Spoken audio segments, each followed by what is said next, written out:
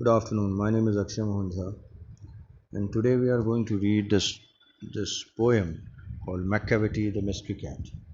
It's poem number 3 of English Literature main book for class 8th.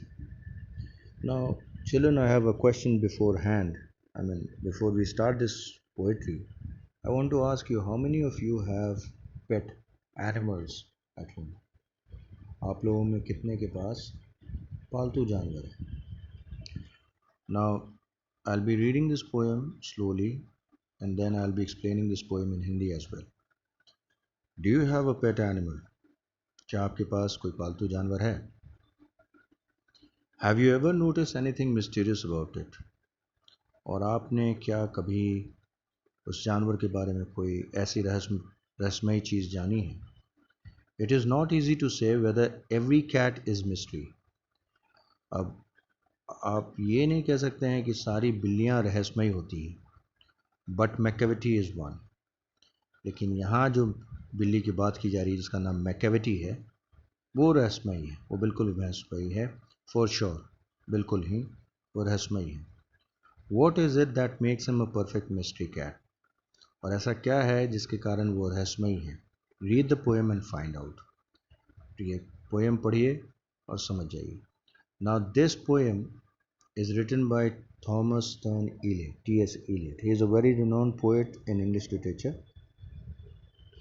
and he is also a person who has got Nobel Prize in the year 1948.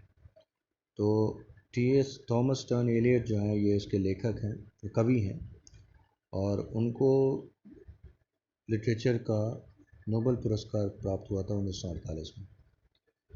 ये बहुत ही जानकार, बल्कि literature के giant कहे जाने वाले, मतलब एक तरह से समझा जाए जो आप लर्नड जायंट, मतलब बहुत पढ़े लिखे व्यक्ति के रूप में उनको बहुत जाना जाता है. यहाँ इन्होंने एक कविता लिखी है जो कविता बहुत ही सरल तो नहीं कहेंगे, बट ये एक तरह का इसमें पोएट ने एक बिल्ली के बारे में लिखा है, और साथ साथ में ये जो बिल्ली है वो वास्तविक में बिल्ली नहीं है, बल्कि इसका एक दूसरा पहलू भी है. ये एक तरह का शैतान है. और हम लोग चलते हैं, इसको आगे पढ़ते हैं. Macavity a mystery cat, he is called the hidden paw. कहते हैं मैकेविटी जो है वो मिस्ट्री पाव है, यानी रहस्यमयी बिल्ली है. मिस्ट्री कैट रहस्यमयी बिल्ली है. He is called the hidden paw, और ये चुपके से आता है बिना आवाज़ की. और he is the master criminal who can defy the law. और ये एक मास्टर क्रिमिनल है, ये बहुत बड़ा क्रिमिनल है जो कि पूरे कानून व्यवस्था को नकारता है, डिफाई करता है. He is the bafflement of Scotland Yard. वो स्कॉटलैंड यार्ड के लिए भी एक तरह से बैफलमेंट है, कन्फ्यूजन है. उसके बारे में स्कॉटलैंड यार्ड भी बहुत ज़्यादा कुछ नहीं जानती है. स्कॉटलैंड यार्ड वर्ल्ड की one of the best police force है जो कि स्कॉटलैंड में. फ्लाइंग स्क्वाड्स डिस्पेयर, और फ्लाइंग स्क्वाड भी पुलिस डिपार्टमेंट में होता है, तो उसके लिए भी ये निराशा है. तो when they reach the scene of crime, जब भी ये लोग चाहे वो स्कॉटलैंड यार्ड हो या फ्लाइंग स्क्वाड हो, जब भी क्राइम के सीन पे पहुंचते हैं तो मैकेविटी इज़ नॉट देयर. तो मैकेविटी वहाँ नहीं पाया जाता. अब आप बच्चे जानते होंगे कि बिल्ली जो है उत्पात करती है. अक्सर वो उत्पात किचन में करती है, कभी कुछ खाना ले जाती है, कभी चूहे को मार देती है या कुछ ऐसा. तो यहाँ पे पोएट फर्स्ट पैराग्राफ में रेफरेंस दिए हैं कि ये जो बिल्ली जो उत्पात करती है, चाहे जो भी हो, इसको कभी उत्पात करने के समय में कोई पकड़ नहीं पाता है. वो दबे पाँव से जाती है और फिर शैतानी करके भाग जाती है. Macavity Macavity, there is no one like Macavity. कहते हैं मैकेविटी, लेकिन कोई भी इसकी तरह नहीं है. Is broken every human law.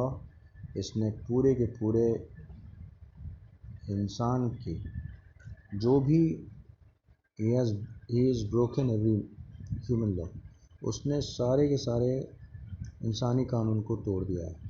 He breaks the law of gravity. वो यहाँ तक कि उसने लॉ ऑफ ग्रेविटी यानी गुरुत्वाकर्षण का जो लॉ है उसको भी वो डिफाई करता है, उसको भी वो नकारता है. His power of levitation would make a fakir stand. Now this is very important line in this poem. कहता है कि उसकी जो पावर है उसकी, अब लॉ का मतलब होता है कानून. यहाँ इस लाइन में इस पावर्स ऑफ लेविटेशन, लेविटेशन होता है जब कोई चीज़ हवा में उड़ जाए बिना किसी सहारे के और उसी तरह रह जाए. कभी कभी आप देखे होंगे कि बहुत सारे लोग जो ध्यान करते हैं वो हवा में अपने आप को बैलेंस कर लेते हैं बिना किसी इसका किसी सहारे का, तो उसको लेविटेशन कहते हैं. ये अक्सर आप जादूगर को भी देखे होंगे कि कभी कभी आप जादू देखते होंगे तो देखे होंगे कि किसी कुर्सी या मेज़ को वो ऐसे ही हवा में उठा देता है जहाँ कोई सहारा नहीं होता है, तो उसी को लेविटेशन कहते हैं.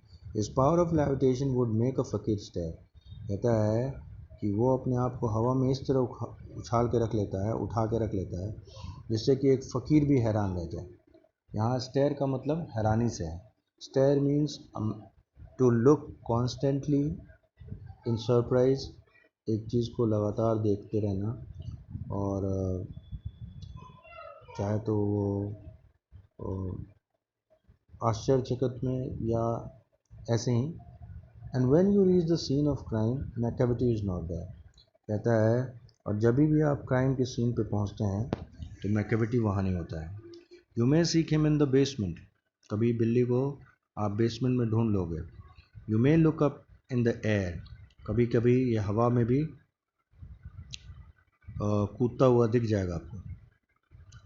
But I tell you once and once again Macavity is not there. कहता है मैं लेकिन फिर भी आपको बता दूं और एक बार फिर से बता दूं कि मैकेविटी वहाँ नहीं मिलेगा.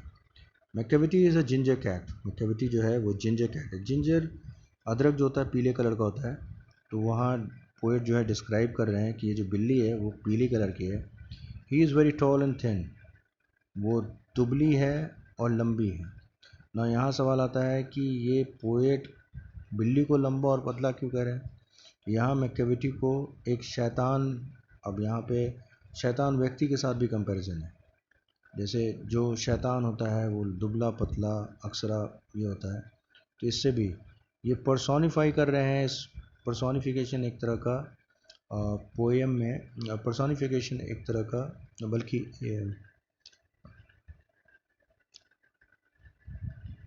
फिगर ऑफ स्पीच है. पर्सोनिफिकेशन होता है खासकर कोई निर्जीव या कोई सजीव को जब ह्यूमन फॉर्म से आप कंपेयर करते हैं, उससे उसकी तुलना करते हैं, तो हम उसको पर्सोनिफिकेशन कहते हैं. यहाँ मैकेविटी जो है उसको पहले पोएट समझाते हैं कि मैकेविटी जो है वो एक पीले कलर की बिल्ली है, पतली है, दुबली है, कमजोर, दुर्बल है. कहता है कि you would know him if you saw him. कहता है तुम उसको पहचान जाओगे जैसे ही तुम उसको देखोगे.